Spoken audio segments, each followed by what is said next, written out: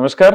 राजस्थान कर्मचारी चयन बोर्ड जयपुर द्वारा आयोजित प्लाटून कमांडर भर्ती परीक्षा 2025 और वाहन चालक भर्ती परीक्षा 2024 इन दोनों की परीक्षा जो क्रम से 22 और 23 नवंबर को आयोजित होने वाली है। सबसे पहले हम लोग बात करेंगे प्लाटून कमांडर भर्ती परीक्षा 2025 की, जिसका पेपर 22 नवंबर यानी शनिवार को आयोजित होना है। ध्यान रखना, इसके दो पेपर होंगे। पहला जो पेपर है वो होगा आपका सुबह 9 बजे से लेकर दोपहर 12 बजे तक, और दूसरा जो पेपर है वो आपका होगा दोपहर 2:30 बजे से लेकर 5:30 बजे तक। वहीं आपका जो वाहन चालक भर्ती परीक्षा का पेपर है, ये पेपर होने वाला है आपका 11 बजे से लेकर 1 बजे तक। सबसे पहली बात, आप लोगों का जो प्रवेश पत्र है वो आपको भेजा नहीं जाएगा। आपको अपने SSO ID के माध्यम से बोर्ड की ऑफिशियल वेबसाइट है, वहां से आपको इसको डाउनलोड कर लेना है। अब कुछ बोर्ड ने महत्वपूर्ण जो दिशा निर्देश जारी किए, जो अमूमन आप लोगों को पता होते हैं, लेकिन फिर भी मैं थोड़ा बताना जरूरी समझूंगा। सबसे पहली बात, आपको 2 घंटे से पहले जो है बोर्ड का जो आपका जहां सेंटर आया है उस सेंटर पर आपको पहुंचना है। ठीक 1 घंटे से पहले जो है सेंटर का एंट्री है वो एंट्री वहां पर बंद कर दी जाएगी। तो आप तय मानकर चलिए कि 2 घंटे भी नहीं तो कम से कम आप 1.5 से 1 घंटे से पहले आप वहां पर पहुंचे। अब साथ क्या क्या लेकर जाना है, इस बात को आप थोड़ा ध्यान से देखें। पहली बात, आपका परमिशन लेटर। दूसरी बात, एक आपका मूल फोटो युक्त पहचान पत्र, जो भी जैसे मानकर चलिए आधार कार्ड है, इसमें आधार कार्ड को अलग से मेंशन किया और आधार कार्ड में भी DOB अलग से मेंशन किया है। इसके अतिरिक्त जैसे आप पैन कार्ड यूज कर सकते हैं, पासपोर्ट यूज कर सकते हैं, ड्राइविंग लाइसेंस यूज कर सकते हैं, आपका वोटर कार्ड यूज कर सकते हैं। बात क्लियर? ये जो है, इसके अलावा आपका एक फोटो 2.5 सेंटीमीटर साइज का जो रंगीन फोटो है, इसमें अलग से लिखा हुआ उन्होंने कि 1 महीने से पुराना नहीं होना चाहिए, लेकिन फिर भी जो आपके पास पिछले महीने, 2 महीने, 4-6 महीने का है वो आपका चल सकता है। इसमें आपको ध्यान रखना कि आपके फोटोग्राफ की जो जांच है वो सॉफ्टवेयर से की जाएगी, और साथ में आपको एक नीले रंग का जो बॉल पॉइंट पेन है जो एकदम ट्रांसपेरेंट हो, वो आपको साथ में रखना है।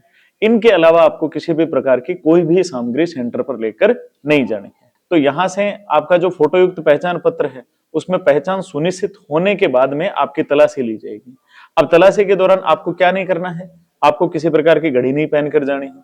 साथ में आप लोगों को नीले रंग का पारदर्शी बॉल पॉइंट पेन, हम उसके बारे में बात कर चुके हैं, ये आप ले जा सकते हैं। इसके अलावा आपको और किसी कलर का पेन, पानी की बोतल, पर्स, बैग, ज्योमेट्री या पेंसिल बॉक्स, प्लास्टिक का कोई वाउच, कैलकुलेटर, तख्ती, पैड, गत्ता, pen drive, rubber, log table, scanner, किताब, नोटबुक, पर्चियां, whitener, mobile phone, Bluetooth earphone, microphone, pager, कोई भी आपको इलेक्ट्रॉनिक डिवाइस नहीं लेकर जाना है। और गोले भरते समय आपको ध्यान रखना, उस पर ज्यादा कोई प्रेस नहीं करना है कि वो ज्यादा उसको मतलब प्रेस करके दूसरी तरफ किसी भी प्रकार का कोई साइन बने। इसके अतिरिक्त परीक्षार्थी जिन्होंने फर्जी EWS, PH, फिजिकल हैंडीकैप्ट वाला वो, स्पोर्ट्समैन, ये तलाकशुदा और कास्ट सर्टिफिकेट अगर गलत तरीके से बनवा रखे हैं, तो ऐसे केस में अगर मानकर चलो गलती से बनवा भी लिया है तो वहां पर अपने को ये लेकर प्रेजेंट नहीं होना है।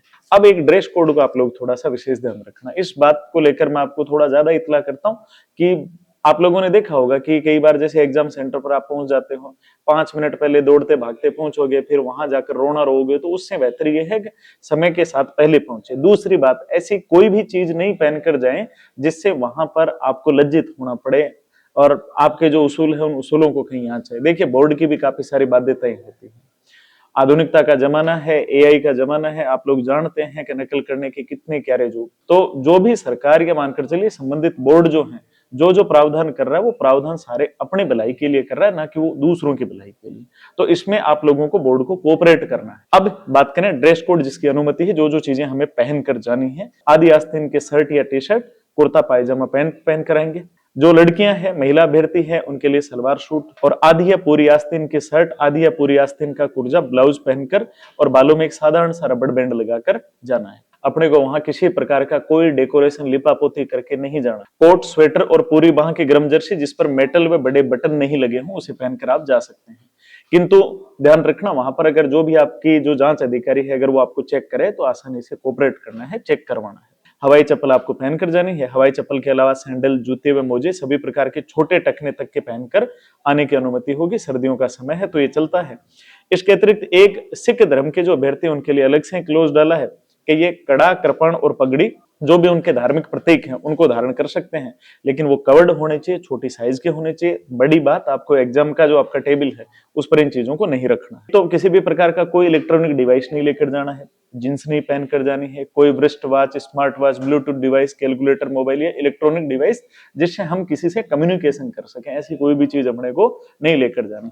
हम जो कॉस्ट्यूम धारण करके जा रहे हैं उसमें कोई बड़ा बटन, मेटल बटन या कोई जड़ाऊ पिन, बेज या फूल आदि, जेवरात, अंगूठी, ब्रासलेट, चूड़ियां, ये किसी प्रकार की कोई चीज नहीं पहन कर जानी। उसके बाद में हम वहां रोते धोते बोला मेरा मंगलसूत्र उतरवा दिया, मेरे ये कानों के झुमके उतरवा दिए, तो ऐसी गलती से पहले ही बचना है। किसी भी प्रकार की घड़ी, धूप का चश्मा, बेल्ट, हैंडबैग, हेयर पिन, ताबीज, hat, scarf, stole, shawl, muffler, tie, metal chain, jerkin, blazer, ये परीक्षा में आपको नहीं पहनकर जाने हैं। मेटल चेन वाले जूते भी आपको पहनकर नहीं जाने हैं। अब ऐसे केस में अगर मानकर चलो आप जानबूझकर ही ऐसा कर रहे हो, तो फिर उसके बाद में बोर्ड जो भी कार्रवाई होगी वो कार्रवाई आप लोगों को झेलनी ही पड़ेगी। एक बोर्ड ने स्पष्ट मेंशन किया कि अगर आपको कोई भी नकल कराने के नाम पर आपसे ठगी कर रहा है या कोई गिरोह आपको जहां से मिले रहा है, तो आपको ऐसे बहकावे में नहीं आना है। तो मोटे मोटे तौर पर इन बातों को आपको ध्यान में रखना है। इसके अतिरिक्त बोर्ड की वेबसाइट है, उस पर लगभग 72 घंटे के बाद में वो लोग आंसर के अपलोड कर देंगे। तो किसी प्रश्न पर आपत्ति है तो ये प्रति प्रश्न 100 रुपए के हिसाब से एक वो रेट डिसाइड कर रखी है। तो ये भी एक अभ्यर्थियों के साथ एक ठगी है एक प्रकार की। तो अगर आपको कोई प्रश्न भी गलत साबित करना है तो 100 रुपए आपको पे करने होंगे। एक इसके अतिरिक्त सोशल मीडिया पर किसी भी प्रकार के भ्रामक प्रचार पर विश्वास ना करें। जो बोर्ड की ओर से ऑफिशियल जो भी डेटाज आपको मिले, जो पंजीकृत एजेंसियां हैं, जो समाचार एजेंसियां हैं, उनसे आपको जो जो न्यूज प्राप्त होती है तो उन पर आपको विश्वास रखना है। और ज्यादा जानकारी के लिए आपको बोर्ड की जो ऑफिशियल वेबसाइट है rssb.rajasthan.gov.in, मैं मेरी ओर से और प्रेरक एकेडमी की पूरी टीम की ओर से आपके उज्जवल भविष्य की कामना करता हूं। उम्मीद रहेगी कि आप बोर्ड द्वारा जारी किए गए जो जो नोटिस हैं, जो जो चीजें हैं, जो जो बिंदु है, आप इन सारे बिंदुओं पर पहले अच्छे से काम करके जाएंगे। मेरे अकॉर्डिंग दोपहर का समय है, एक ढीली डाली सी एक अच्छी सी ड्रेस पहनकर जानी है, किसी प्रकार की कोई लाग लपेट नहीं करनी है, जो भी इन्विजिलेटर है किसी से कोई उलझना नहीं है, मानक जो भी उनके स्टैंडर्ड जो भी तय है, उनके जो रूल रेगुलेशन है, जो नॉर्म्स उन्होंने डिसाइड कर रखे हैं, अपने को कोऑपरेट करना है। बोर्ड या प्रशासन जो भी काम करता है हमेशा अपनी बेहतरी के लिए करता है। तो पुनः आपके ब्राइट फ्यूचर की मैं बेस्ट विशेष मेरी ओर से और पूरी प्रेरक टीम की ओर से आपको प्रेषित करता हूं। धन्यवाद।